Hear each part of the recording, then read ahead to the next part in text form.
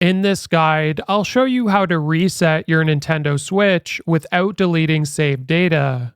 So the first thing you want to do is press and hold the power button at the top of your console until power options pops up.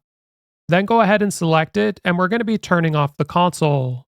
Now we're going to be entering safe mode, and to do this, have a look on the top of your console, and what you want to do is press down on the up volume and the down volume at the same time. So you can use one finger or two fingers for this. I'm going to press down on both of these buttons. Then I'm going to quickly tap the power button.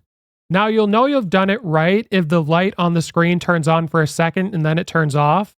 Then you can go ahead and release the two volume buttons, and this will bring you into safe mode. Now here you'll see initialize console without deleting saved data. It's going to delete all data on the console except for saved data, screenshots, videos, and user information.